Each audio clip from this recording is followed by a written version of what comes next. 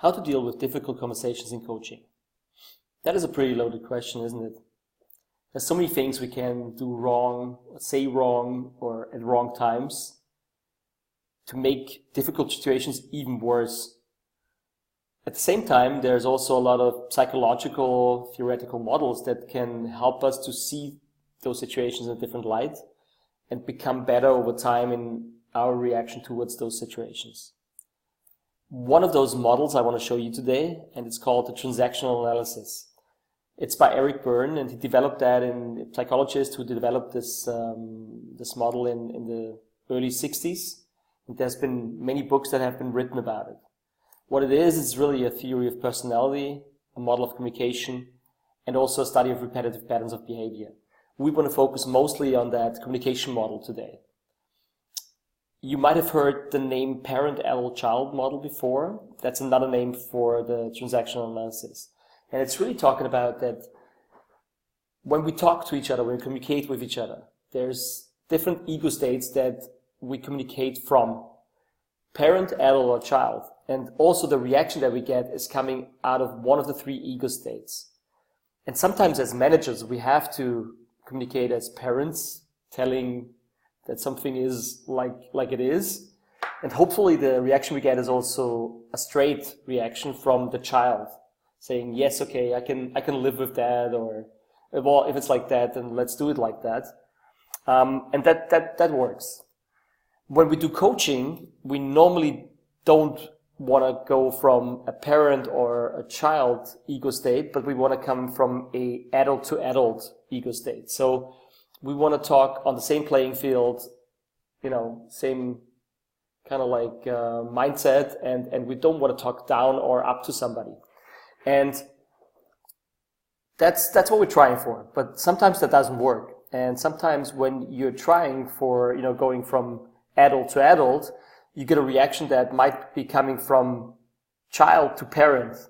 So something like, well, why do you always accuse me of that? Or why do you always say that I do that? And actually, you didn't mean to, but somehow it landed that way, or there was something in the back of the mind of the person that triggered that reaction, that childish reaction. When that happens, it's very likely that you respond out of a different ego state than adult as well, and you get emotional. Especially with emotional people, that's a good possibility. And I catch myself doing that all the time, but I try to avoid it. And one way, or the secret sauce for myself, is that I try to ask myself, in that moment, when I feel that emotion coming, how old I am at that moment in time to say what I'm about to say. And just with that question to myself, I get to a point where I'm actually going into my adult state again and can answer out of that adult state again, or even better than answering out of the adult state, asking questions to understand why the person is reacting like they were.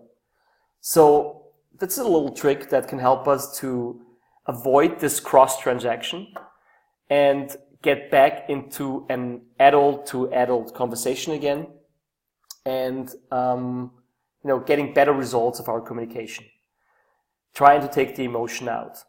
So that's one trick of how to avoid getting emotional when another person is getting emotional.